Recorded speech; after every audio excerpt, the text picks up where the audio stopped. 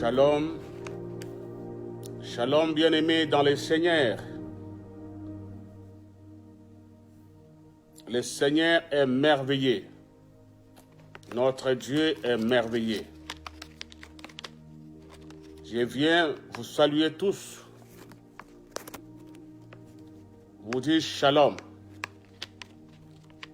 Que la grâce, la puissance, la démonstration divine puisse être votre partage.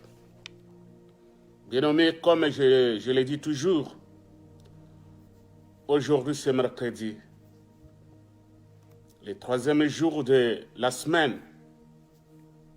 Les chiffres 3, les 3 qui nous a été autorisé de parler de la part de notre Dieu. Laisse que maintenant, que toute affaire soit cessante, partout où vous êtes, pour suivre cette parole que le Seigneur a mise dans notre bouche. Bien-aimés, c'est une opportunité pour tout un chacun de nous. Et nous voulons vous le faire saisir. Ceci étant, je voudrais bénir l'Église de Dieu par tous les serviteurs, servantes, apôtres, bishops, partout où ils sont dans le monde. Soyez tous bénis au nom puissant de Jésus-Christ. Bien-aimés, Jésus a dit ceci: pour que l'évangile soit accompli et pour que l'évangile puisse vivre la complémentarité, il a dit ceci, qu'il envoya les apôtres des AD. Bien-aimés, ici je viens vous dire qu'il n'y a point d'hasard chez notre Dieu. Il n'y a point d'hasard dans les paroles de Dieu. Lorsque le Seigneur dit qu'il envoya des AD, il savait le pourquoi, il connaissait l'importance. C'est pourquoi, pour moi, entre moi et mon épouse, le Seigneur nous a confié une mission AD. Bien qu'elle soit la précurseur de la mission, et moi je suis là pour veiller à ce que l'accomplissement par la voix du Seigneur puisse avoir le jour. C'est pourquoi, épargnez-moi, bien-aimés, de saluer mon épouse là où elle est, et l'église Joël Ministry, notre direction internationale, l'église La Joie de l'Éternel. Soyez bénis, mes fils, filles, enfants de la joie de l'Éternel en République démocratique du Congo. Bien que je sois loin de vous, mais nous sommes ensemble dans le Seigneur. Bien-aimés dans le Seigneur, aujourd'hui, c'est la deuxième partie de notre thème que nous avons annoncé les mercredis passés, qui s'intitule « Fini l'emprisonnement de ma captivité ». Bien-aimés, vous m'avez suivi au mot.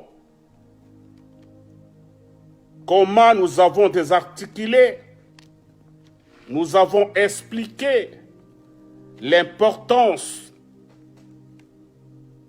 de ce thème. Et je vis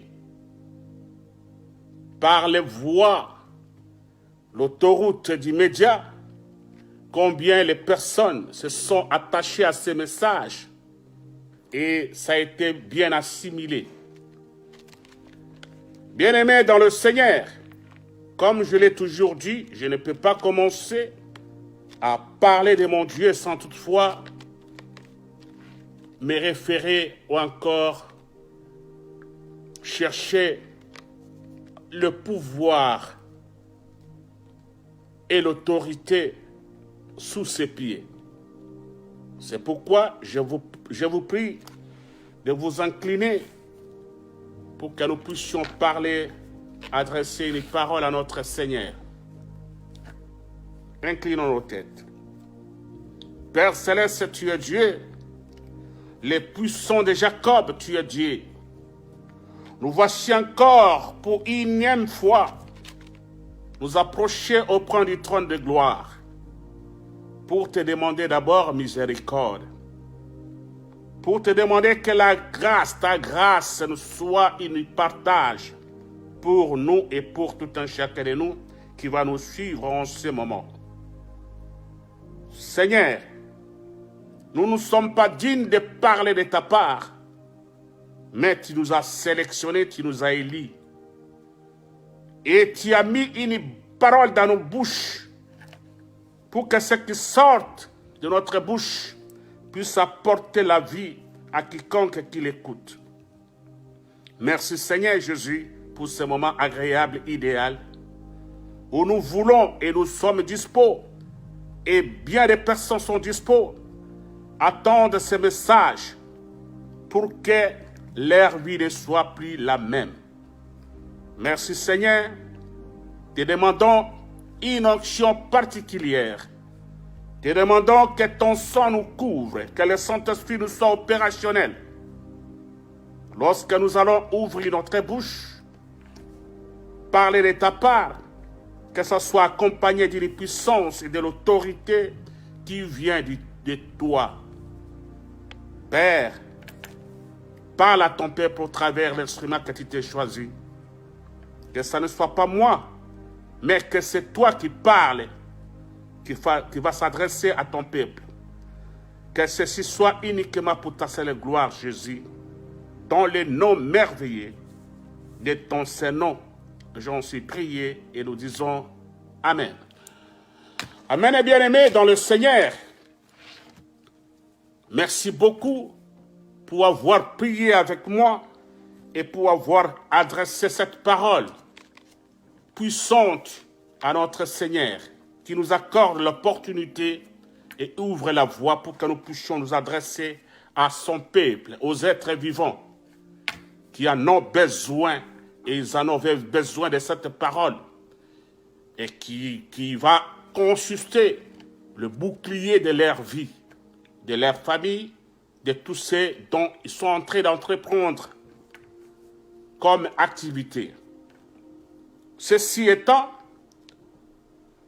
nous allons sous-temps vous parler d'abord sur les points importants que nous avons énumérés avec vous, que nous avons aiguillés avec vous, qui consiste en une plantation de l'Éternel pour servir à sa gloire. Bien-aimés, le mercredi passé, nous avons parlé de la plantation de l'Éternel qui doit jaillir en vous, en moi et aux autres. Bien-aimés, cette plantation consiste à produire pour la consommation de bien des personnes qui sont encore, qui vivent la disette de la parole de Dieu. Bien-aimés, c'est le moment pour nous de nous comporter et d'avoir et de savoir que nous avons la responsabilité d'annoncer la parole de Dieu pour bien des personnes qui devraient recevoir pour leur conversion et pour leur façon de marcher avec le Seigneur. C'est ça le devoir sacré, c'est ça le devoir indélébile que nous devons accomplir dans notre vie. Bien-aimés, nous avons dit que nous sommes des plantations. Une plantation, c'est de là où on place les semences pour que la semence germe et que la semence soit une production, une marchandise qui va faire que la population ou encore les collectivités, l'environnement partout où vous êtes puisse consommer, bien-aimés. C'est ça les rôles que le Seigneur veut que nous puissions jouer en ces moments, en ces derniers temps de la fin. Comportez-vous de cette manière, bien-aimés. Il y a un résultat, il y a un prix que vous allez récolter et que moi je vais aussi récolter. Vous allez me comprendre au cours de cette prédication, de ce direct, bien des choses que le Seigneur nous a parlé aujourd'hui même, la nuit. Je vais vous les révéler, bien-aimés, pour que vous ne puissiez pas être aberrés à des tromperies qui peuvent courir de n'importe quel vent. Bien-aimés, nous avons parlé, nous avons dit que notre thème, c'est fini l'emprisonnement de ma captivité. Et nous avons aussi dit que ce thème a été tiré dans le livre d'Ésaïe, chapitre 61, au premier chapitre jusqu'au troisième chapitre. Ça, c'est pour la première partie. Et la deuxième partie, le Seigneur nous a autorisé de lui-même à ce que nous allions jusqu'au 11e verset de ce chapitre d'Ésaïe. Et il a encore ajouté, bien-aimé, une partie qui consiste dans le livre de Marc, chapitre 11, 12e verset jusqu'au 14e verset. C'est ça la nourriture, le repas précieux que nous allons digérer avec vous tout à l'heure. Soyez disposés partout où vous êtes, en Afrique, en Europe, en Océanie, en Amérique, partout où vous êtes, les coins et recoins du monde. Ce message est venu pour toi. Ne t'endorobe pas, bien-aimé. C'est venu pour toi, pour que tu puisses vivre ce dont le Seigneur nous a dit ici que nous sommes sa plantation. Et nous devons porter la couronne indélébile des victorieux. C'est cela, bien-aimé. Alors, pour ne pas tarder, bien-aimé, je vais entrer dans le vif du message. C'est-à-dire, nous allons commencer la semaine passée, nous sommes limités au 3e verset. Aujourd'hui, nous attaquons le 10e verset, c'est-à-dire nous allons escamoter au 10e verset. Bien-aimés dans le Seigneur, que nous dit le 10e verset? Avant de commencer quoi que ce soit, je vous avais dit que nous sommes ici en système de communication, et en communication, il faut que les choses soient limpides et claires, comme une eau de la source. C'est ainsi, nous avons avec nous trois mots et ainsi que le verbe. Et nous voulons vous offrir les définitions de ces trois numéros pour que nous puissions entrer dans le vif du message. Le premier qui consiste à ce message, lié à ce message, bien-aimé, c'est allégresse. L'allégresse signifie tout simplement une joie très vive, qui se manifeste souvent pour des démonstrations collectives. L'allégresse, une grande joie vive qui se manifeste souvent pour les démonstrations des collectives. C'est-à-dire, lorsqu'il y a l'allégresse, bien-aimé, c'est toute la contrée. Ça peut emporter, même un pays, ça peut emporter, même le continent, ça peut emporter le monde entier. L'allégresse. Ça, c'est la signification et la définition du mot allégresse. C'est une façon de vous mettre au parfum.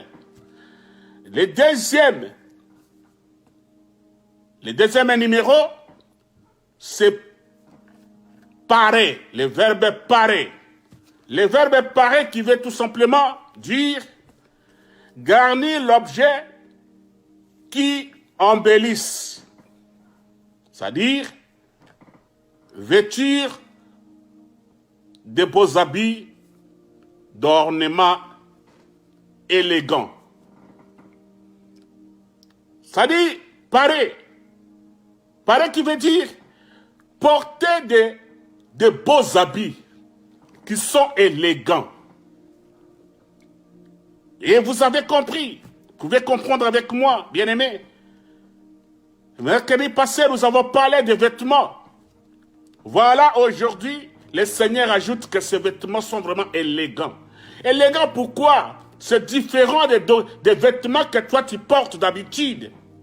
C'est un nouveau vêtement qui est spirituel,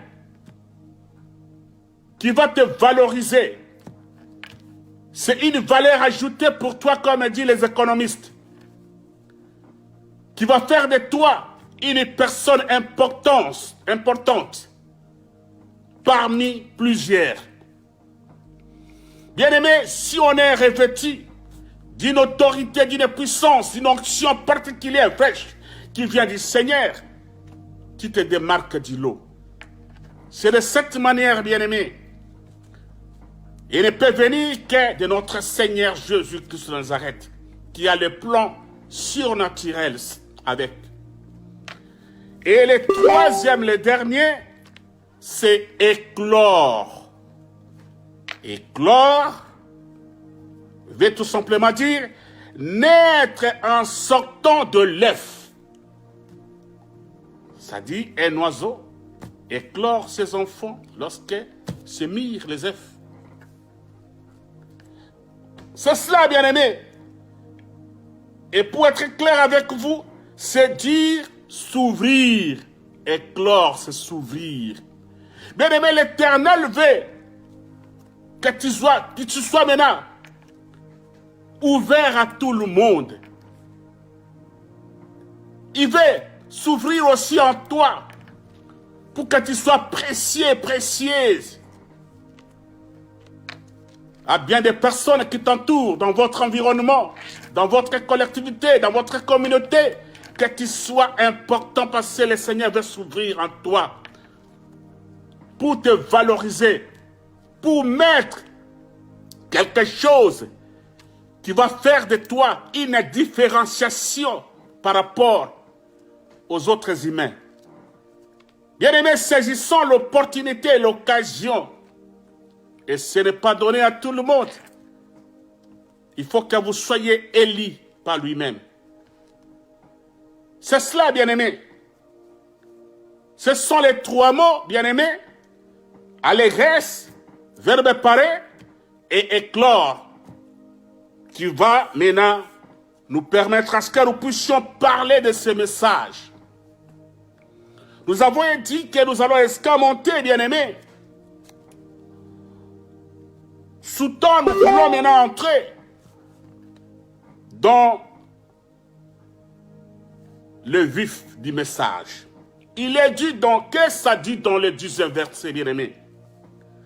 Il est dit ceci, c'est l'Éternel qui parle. Je me réjouirai c'est l'homme qui parle. Je me réjouirai en l'Éternel. Mon âme sera ravie d'allégresse. Comme je vous ai dit, d'allégresse, c'est-à-dire que tu seras dans une joie indestructible qui va déborder. Cette joie va affecter ta famille, va affecter ton foyer, va affecter les enfants, va affecter ton environnement, va affecter ta collectivité, va affecter ta communauté.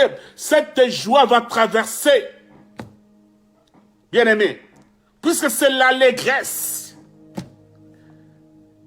Et on continue, bien-aimé, il dit, ah mon Dieu, cette allégresse, c'est une joie envers celui qui venait de vous l'accorder. Pour t'avoir choisi parmi, bien-aimé. Nous continuons encore la lecture, dit, car il m'a revêtu des vêtements du salut. Il m'a couvert du manteau de la délivrance, comme le fiancé s'orne du diadème, comme la fiancée se part de ses joyaux. Bien-aimés, si vous comprenez très bien ici les messages, verset 10, il t'a sélectionné toi, il m'a sélectionné moi, après avoir nous accordé la délivrance, il dit encore, aujourd'hui, tu auras une joie indestructible, une joie qui déborde les bords. Et il dit encore,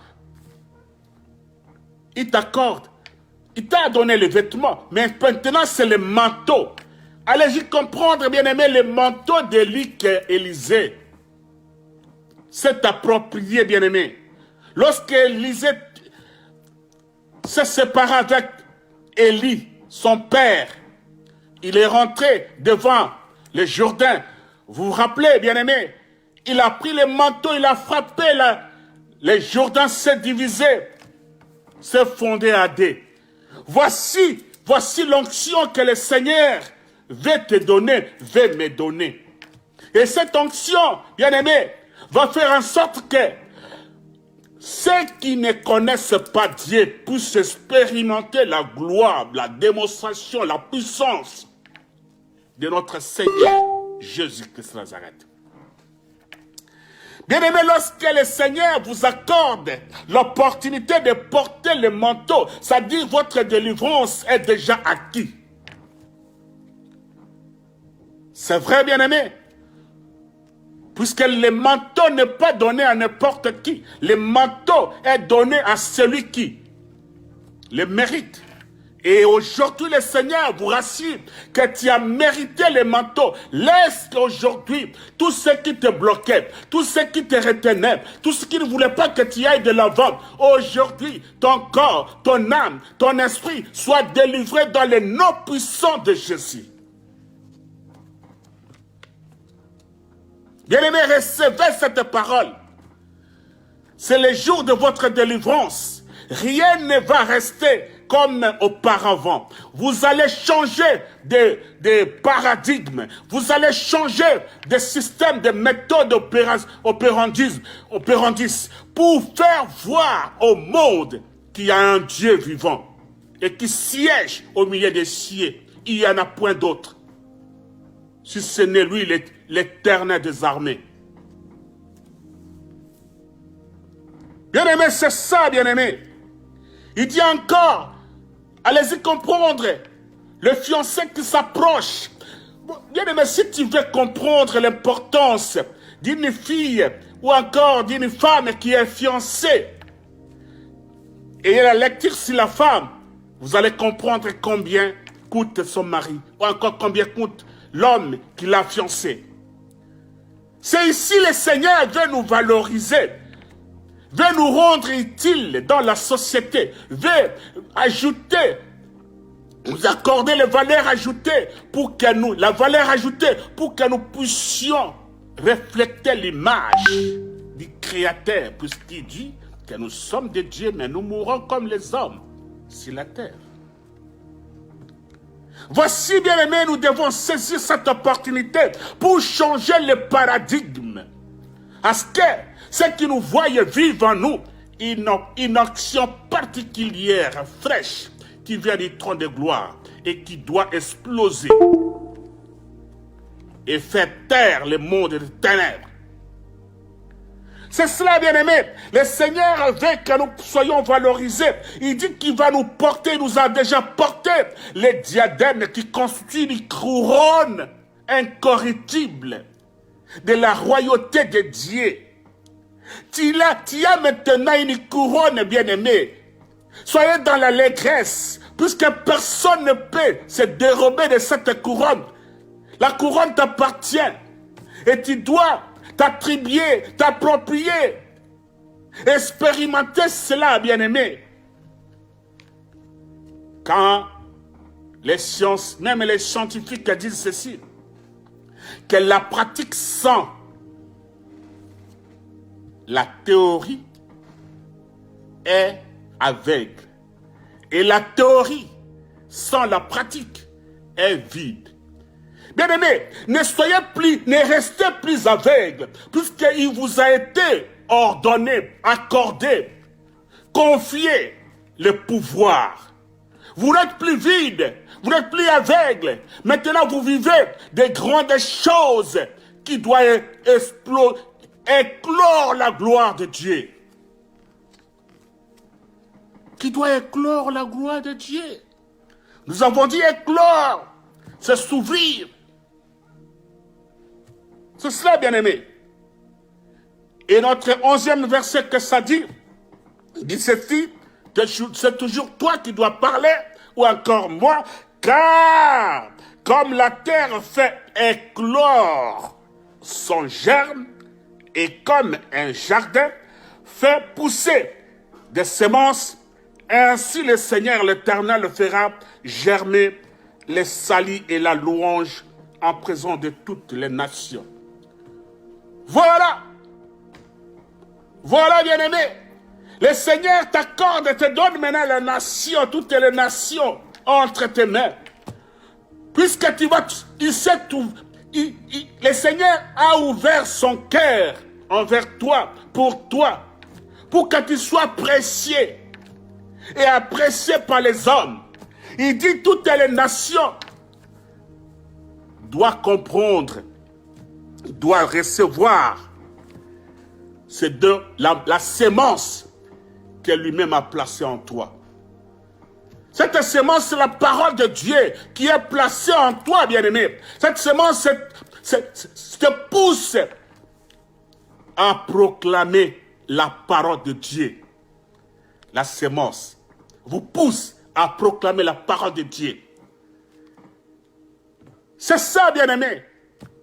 C'est une fierté pour toi, une fierté pour moi, puisque le Seigneur nous a reconnus comme des personnes précieuses, comme des personnes considérées, considérables dans la société. Et nous devons dégager ces dons, cette sémence, pour que ça soit consommé par bien des personnes, les nations qui en ont besoin et qui sont encore, qui vivent la disette de la parole de Dieu. C'est cela, bien-aimé. Ne recule plus, bien-aimé. Ne faites plus promener des regards inquiets. Puisqu'il s'agit maintenant de toi. Tu es délivré. Le Seigneur t'a accordé le manteau. T'a fait porter le vêtement de la gloire. C'est à toi maintenant de faire le premier pas, comme je l'ai dit. La pratique sans la théorie est aveugle. Et la théorie sans la pratique est vide. C'est ça les scientifiques. Vous devez maintenant pratiquer, bien-aimés. Vous devez maintenant expérimenter dans les champs de Dieu. Tel que nous sommes en train de parler de sa part avec puissance, avec autorité, avec sérénité.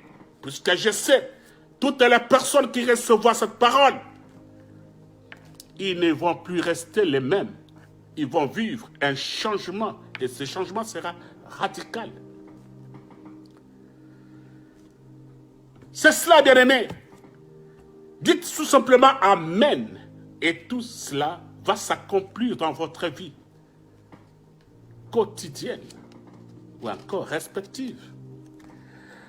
C'est ça, bien-aimé. Bien-aimé, le Seigneur nous recommande ici, parce qu'il parle en présence de toutes les nations, c'est-à-dire, nous devons nous porter comme des porte-étendards pour parler de la part de notre Seigneur sur toute la terre. Nous avons l'autoroute d'Internet qui nous permet d'atteindre, à cibler, et pourquoi pas, à parler même au roi, même au président. Il est dans sa chambre à coucher. Il vous regarde en train de parler du Seigneur. Et ça nous permet de comprendre la quintessence, l'importance de l'existence de notre Seigneur. Parce qu'il respire comme toi, il résonne comme toi, le sang circule dans ses veines et l'eau aussi circule dans sa chair. La masse. C'est cela, bien-aimés. Réjouissons-nous, réjouissez-vous, puisque le Seigneur nous a comptés parmi ses élus dans son royaume. Et nous devons en être sûrs quant à ces. Bien-aimés dans le Seigneur, je vous avais dit au début que le Seigneur nous a encore ajouté en surplus l'évangile de Marc, chapitre 11, 12e verset jusqu'au 14e verset. Qu'est-ce que ça dit au 12e verset? La parole de Dieu nous dit ceci, que le lendemain après qu'ils firent sortir de Béthanie, c'est Jésus, Jésus eut faim. À la sortie de Béthanie, le lendemain, Jésus eut faim. L'Éternel, Dieu a eu faim. Allez-y comprendre. C'est une parabole. Et c'est de l'énigme, bien-aimé. Écoutez, nous suivons, allez-y. 13e verset que ça dit. Apercevant de loin un figuier qui avait des feuilles, il alla vers, s'il y trouverait quelque chose, et s'en étant approché, il ne trouva que des feuilles, car ce n'était pas la saison des figuiers. Bien aimé, à cette époque-là, ce n'était pas la saison des figuiers. Mais le Seigneur, l'Éternel, Jésus lui-même avait faim. Il voulait que le figuier puisse porter du fruit pour qu'il étanche sa faim. Allez-y comprendre, bien-aimés. Nous continuons encore la lecture, bien-aimés, au 14e verset. Ça dit ceci.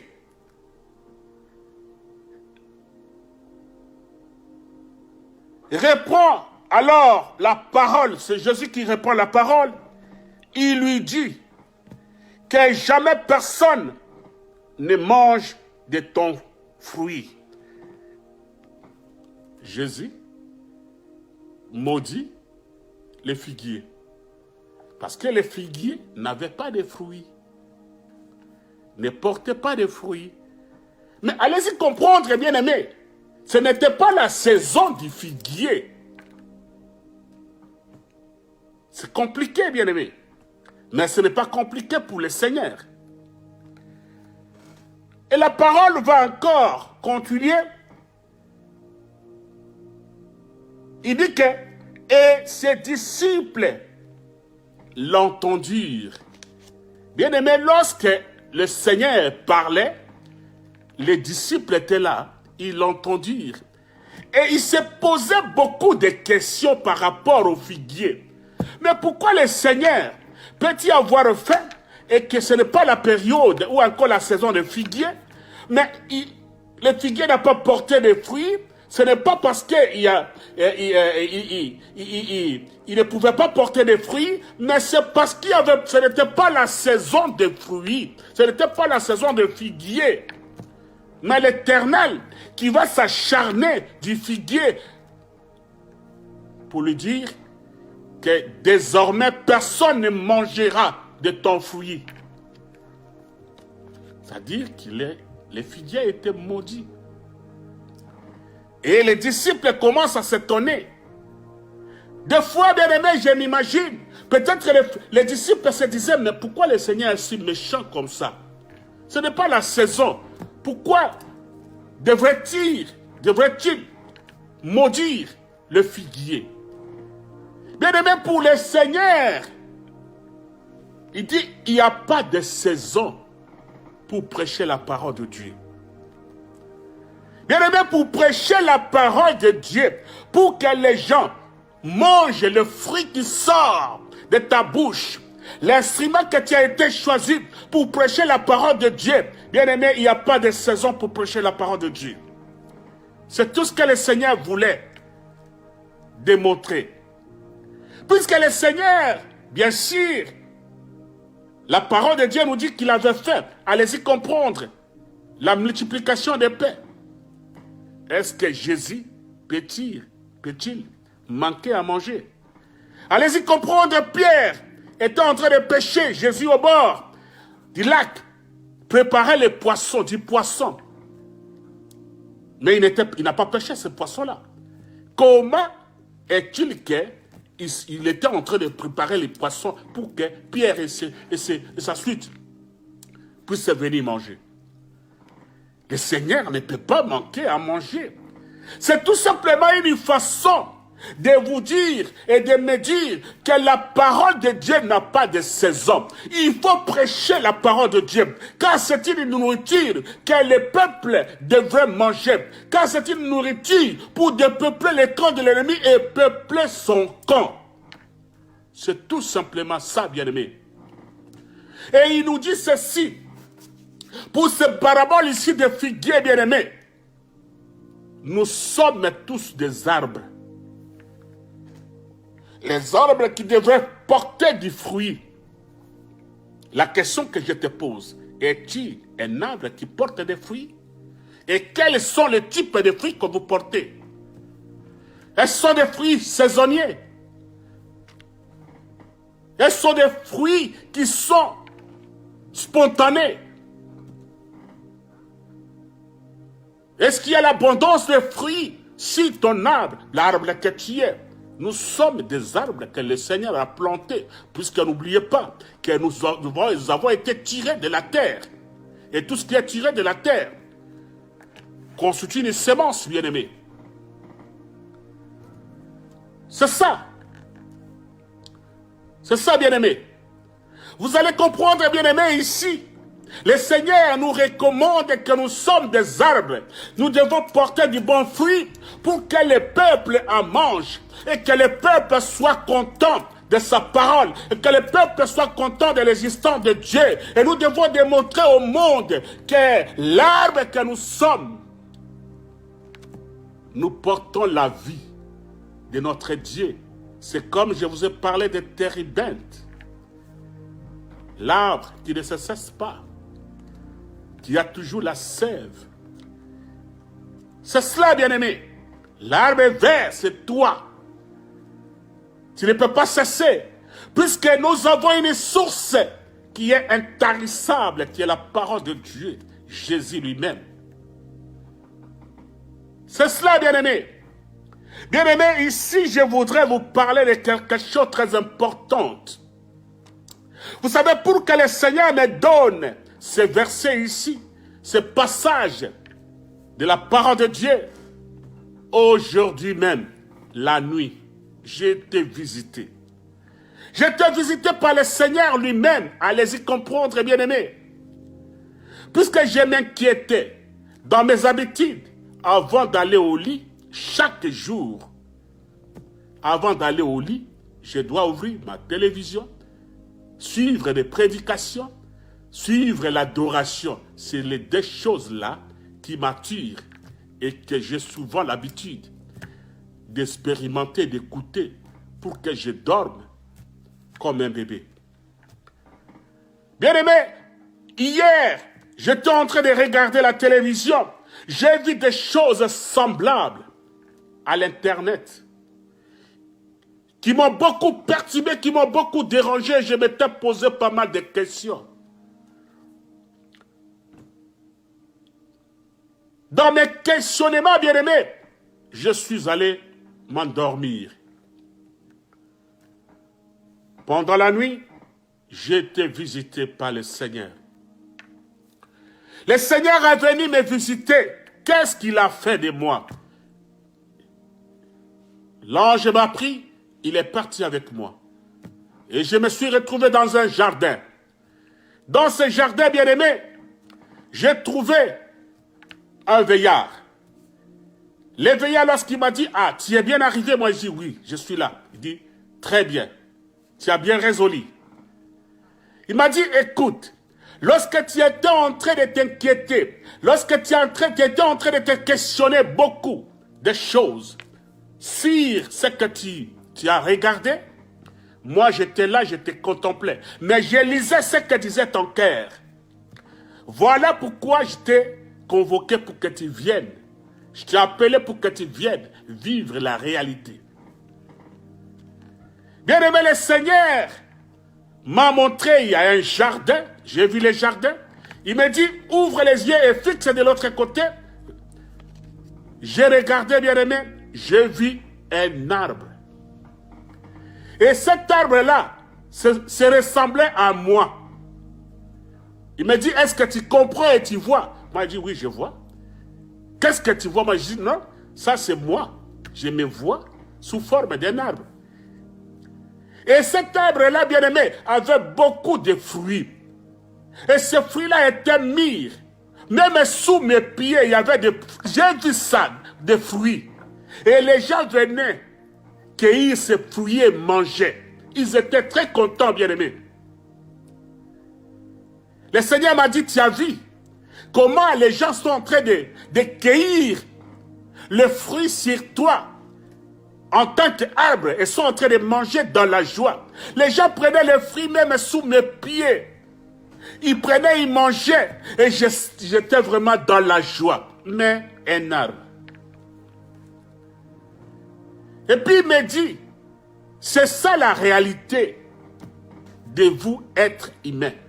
Vous êtes des arbres qui doivent porter du fruit. Tel que tu prêches à tout moment, ça dit tu es en train de multiplier les fruits dans votre saison. Et moi, l'Éternel, je m'en réjouis. Il était là. Il m'a montré un autre arbre. Il dit, regarde cet arbre. J'ai regardé l'arbre. Cet arbre-là, bien-aimé, ne faisait sortir des fruits que pendant les saisons. Il me dit, cet arbre-là, les fruits de cet arbre-là, lorsque tu consommes, ta place, c'est dans le feu ardent. Cet arbre-là est en train de jouer aussi son rôle. Le rôle de cet arbre-là, c'est de collecter, de réunir un plus grand nombre pour qu'ils se retrouvent dans les germes. Il m'a dit, je vous ai appelé pour vivre la réalité. J'étais très content, bien-aimé. Très, très content. Je ne peux pas vous expliquer combien j'étais vraiment dans l'allégresse.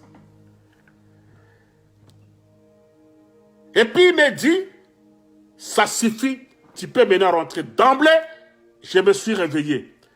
J'ai compris que j'étais à côté du Seigneur. Bien aimé, j'étais tellement dans une joie que je ne peux pas vous expliquer ici.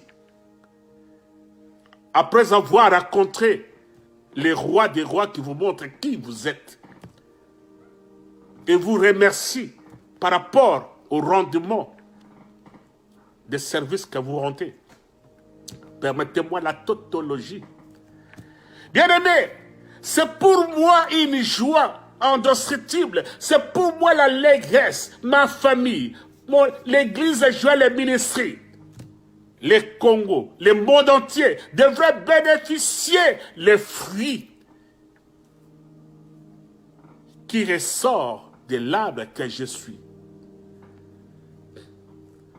Bien aimé, il y a des arbres. Faites attention avec l'arbre qui porte les fruits qui nous amènent à la mort, à la mort du corps, de l'âme et de l'esprit. Mangez l'arbre, bien-aimé, qui va vous apporter la vie éternelle. Puisque la finalité pour tout un chacun de nous, bien-aimés, ce n'est pas les voitures. La finalité pour nous, ce n'est pas les maisons. La finalité pour nous, ce n'est pas les études. La finalité pour nous, ce n'est pas les mariages, les enfants. La finalité pour nous, toute vanité de vanité, c'est rencontrer le roi des rois, parler et vous retrouver dans le paradis ou encore dans les repos éternels. C'est dont nous avons besoin, bien-aimés. Ne soyez pas aberrés. Ne soyez pas aberrés, bien-aimés. Je vais vous dire quelque chose de très compliqué que vous allez comprendre, mais après je vais vous expliquer. Les scientifiques disent ceci, je vous amène toujours science parce que je suis encore étudiant jusqu'à présent. Je suis à l'université. Les scientifiques disent ceci, c'est juste pour clore les messages. Les scientifiques disent ceci, que ce n'est pas en perfectionnant la bougie qu'on découvre la lumière électrique. Ce n'est pas en perfectionnant la bougie qu'on découvre la lumière électrique, non. En d'autres termes, ce n'est pas la perfection de la bougie qu'on a la lumière électrique. Non. C'est quoi alors? Bien aimé, le Seigneur nous a créé les personnes beaux, belles, les personnes qui sont moches. Bien aimé, qui peut ou n'est pas l'être, mais ce qui compte, c'est votre intérieur, les rapports que vous avez vis-à-vis de votre Dieu. Qu'est-ce que tu dégages? Puisque si on voit la bougie, le corps de la bougie, rien n'est important, c'est rien. Mais c'est la partie intérieure de la bougie qui nous donne la lumière électrique.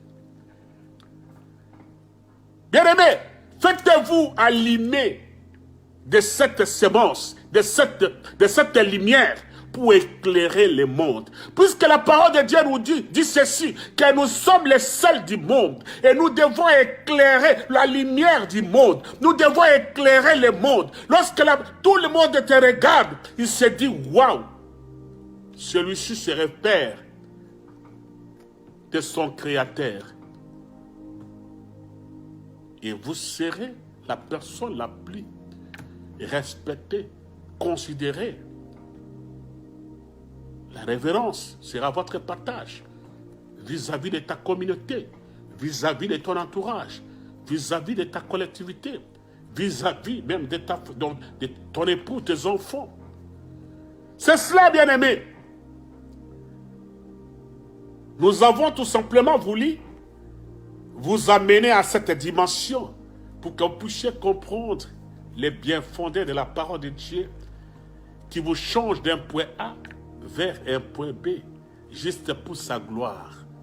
Laisse que cette parole que vous venez d'écouter puisse vous apporter du bonheur, puisse vous ouvrir les portes, que vous soyez des ambassadeurs de Jésus, que vous dégagiez l'onction du Saint-Esprit, que vous puissiez parler de Jésus.